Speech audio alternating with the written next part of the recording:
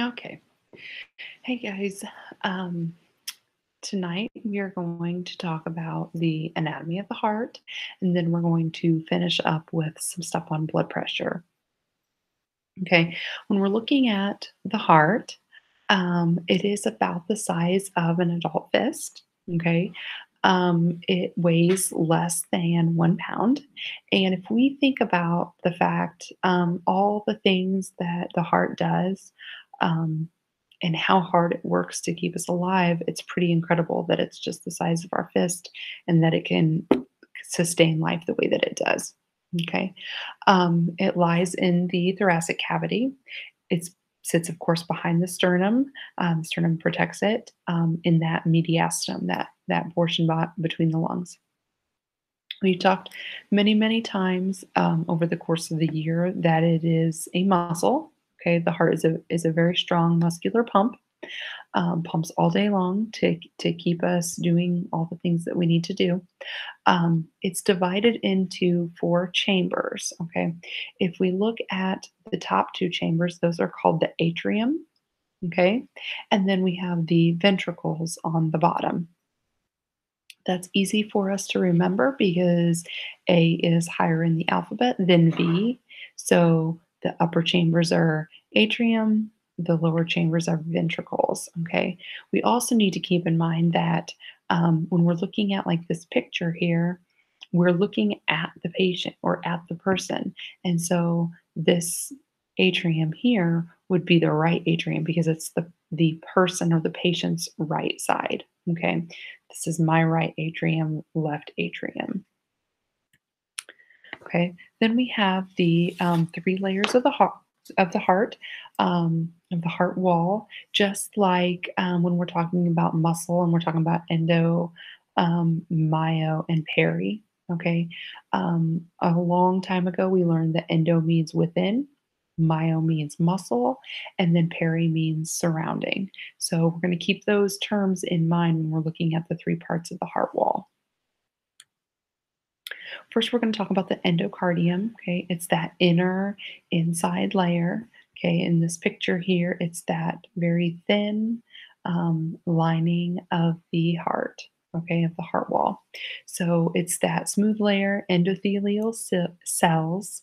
Okay, it lines that interior of the heart and the valves. Okay, and then we have myocardium, which is the thick muscular, the bulk of the heart wall. Okay, so all this thick muscular part here, that's what we call myocardium. We take the word myocardium and the IUM is pertaining to. Myo means muscle, heart mean or cardio means heart, so pertaining to heart muscle. Okay, it's that thickest layer. It's the bulk of the beating, the keeping us alive. Okay, that thick part, the myocardium. Then we have the pericardium, peri surrounding heart, pertaining to surrounding the heart. Okay, so it's that fibrous membranous sac that surrounds the heart. Okay, so there's the visceral part. Um, the visceral part, remember, surrounds and adheres to the visceral organ, and then the parietal layer folds around, and it's that outer fibrous coat. Okay, so when we look at this picture, we have this lining here that's right up along the visceral organ, right up along that heart. Okay, and then it kind of loops around, and that is that surrounding that area, the parietal outside edge. Okay, in between the two, that open space between the visceral layer and the parietal layer is that. Pericardial cavity. Okay, so it's that space between the two. Between those two layers in that cavity, just like in any other cavity, there's some pericardial fluid.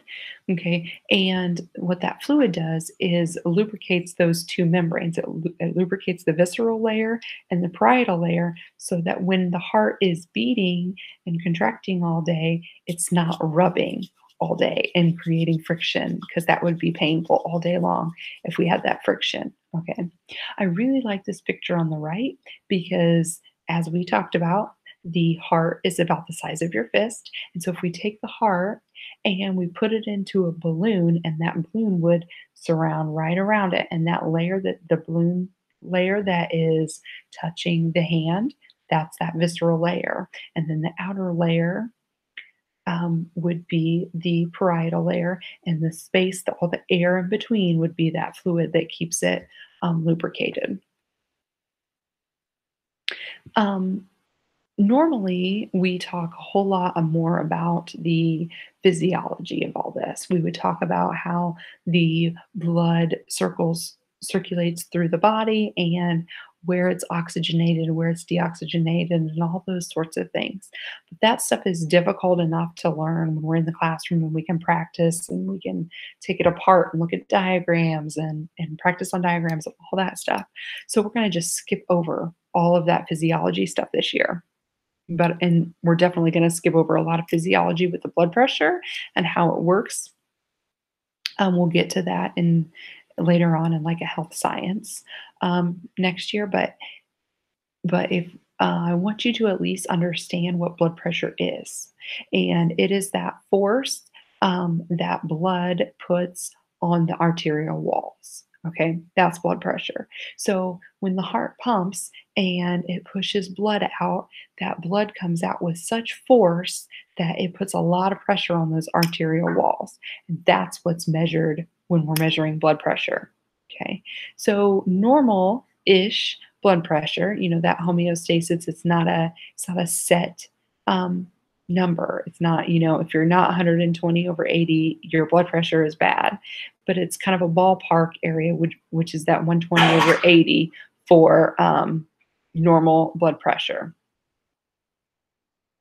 When we get above the 140 over 90, we're starting to look at hypertension. Okay, hyper meaning high or an increase, so high blood pressure. Okay, that's when the systolic and the diastolic numbers are increased. Systolic is that top number, diastolic is the bottom number, which, like I said, we're not going to get too much into all that. But when we have those numbers and they're increased, that means there's increased pressure on those arterial walls.